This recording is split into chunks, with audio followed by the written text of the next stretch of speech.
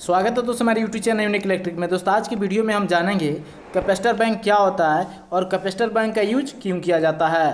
तो चलिए हम वीडियो को शुरू करते हैं। सबसे पहले दोस्तों हम ये जान लेते हैं कि कैपेसिटर बैंक क्या होता है। तो capacitor bank is a group of same rating capacitors, its main function to store charge.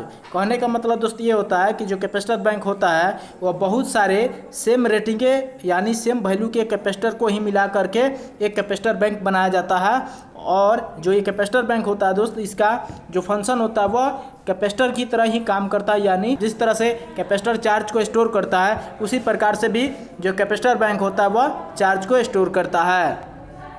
अब दोस्त हम ये जान लेते हैं कि कैपेसिटर बैंक का यूज क्यों किया जाता है। अगर आप किसी इंडस्ट्री में काम कर रहे हैं तो आपको जो है एपीएफसी पैनल देखने को मिलेगा, यानी पावर फैक्टर करेक्शन मीटर देखने को मिलेगा, या आपको इस तरह से भी कैपेसिटर बैंक इंडिविजुअल आपको लगे हुए देख सकते हैं। आसपास में जो मशीन होगा वह अगर इलेक्ट्रिकल से चल रहा होगा तब। एक्चुअली में दोस्त कैपेसिटर बैंक यूज क्यों किया जाता है, इससे पहले हम ये जान लेते हैं कि लोड जो है कितने प्रकार का होता है। जैसे कि दोस्त आप देख सकते हैं लोड जो है 3 प्रकार का होता है। पहला जो लोड होता है उसे हम रजिस्टिव लोड कहते हैं, जो बल्ब वगैरह होता है ये आपका रजिस्टिव लोड में आता है। दूसरा जो लोड होता है उसे हम इंडक्टिव लोड कहते हैं, जिसमें हम सप्लाई देते हैं और उसमें मैग्नेटिक फील्ड क्रिएट होता है, उससे हम इंडक्टिव लोड कहते हैं। और लास्ट वाला जो लोड होता है उसे हम कैपेसिटिव लोड कहते हैं। जो कैपेसिटिव लोड होता है तो इसी को हम कैपेसिटर बैंक कहते हैं, यानी किसी भी पैनल में जब हम कैपेसिटर बैंक को इंस्टॉल करते हैं यानी कनेक्शन करते हैं तो ये हमारा एक प्रकार से लोड ही होता है। जैसे कि रजिस्टिव लोड यानी बल्ब वगैरह हम जलाते हैं या हीटर जलाते हैं, ठीक उसी प्रकार से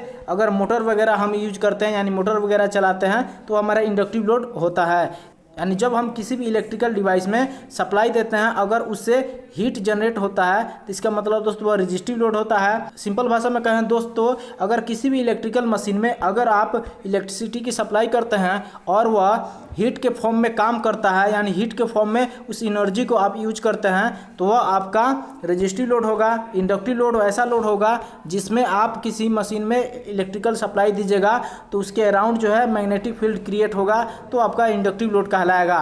और कैपेसिटिव लोड होता है दोस्तों ये आपका कैपेसिटर बैंक वगैरह होता है। अब दोस्तों हमारा जो मेन क्वेश्चन है कि कैपेसिटर बैंक हम यूज क्यों करते हैं, तो इसका मेन रीज़न ये है दोस्त कि जो रजिस्टिव लोड होता है उसमें वोल्टेज और करंट सेम जगह से स्टार्ट होता है और सेम जगह पे रुकता है। यानी कहने का मतलब दोस्त ये है कि वोल्टेज और करंट जहाँ से शुरू होता है वहीं जाके एंड होता है, इसलिए इसका जो पावर फैक्टर होता है वह यूनिटी होता है यानी एक होता है। दूसरा जो इंडक्टिव लोड होता है यानी जो सोलेनॉइड बना होता है जिसमें मैग्नेटिक फील्ड क्रिएट होता है उसमें वोल्टेज तो आगे चलता है लेकिन करंट बहुत पीछे चलता है, जिसके कारण से पावर फैक्टर जो होता है हमारा ड्रॉप होने लगता है यानी घटने लगता है। तो इसलिए दोस्तों वहाँ पर हम कैपेसिटर बैंक का इंस्टॉलेशन करते हैं यानी एपीएफसी पैनल का यूज किया जाता है, क्योंकि जो इंडस्ट्री होता है उसमें ज़्यादातर मोटर ही चलता है। तो इस कारण से जो पावर फैक्टर होता है दोस्त वह धीरे धीरे डाउन होने लगता है, और जब पावर फैक्टर हमारा डाउन होता है इसके कारण से जो इलेक्ट्रिसिटी का बिल है वो हमारा बढ़ने लगता है। तो इलेक्ट्रिसिटी बिल बचाने के लिए, दूसरा जो हमारी मशीन की एफिशिएंसी है उसको बढ़ाने के लिए, जो केबल वगैरह है दोस्तों उसका लाइफ बढ़ाने के लिए हमें पावर फैक्टर मेंटेन करना बहुत ज़्यादा ज़रूरी होता है। पावर फैक्टर मेंटेन नहीं रहता है तो सरकार की तरफ से हमें पेनल्टी भी लगता है। अगर हम बेहतर पावर फैक्टर बना कर रखते हैं या 95 से प्लस बना के रखते हैं तो उससे हमें कुछ सब्सिडी भी मिलता है। तो इसलिए दोस्त जो है पावर फैक्टर को हमें मेंटेन करके रखना बहुत ज़्यादा ज़रूरी होता है, इसलिए दोस्त जो है कैपेसिटर बैंक को यूज किया जाता है। तो दोस्त मैं ऐसा करता हूं कि आपको समझ में आ गया होगा कि कैपेसिटर क्या है और इसका इंस्टॉलेशन क्यों किया जाता है। तो वीडियो अगर अच्छी लगी है तो प्लीज़ लाइक कर दीजिए और चैनल को सब्सक्राइब करके इस बेल आइकन को क्लिक कर लीजिए, जिससे हमेशा आपको नोटिफिकेशन मिलती रहे। तो आज के लिए इतना ही। Thank you for watching.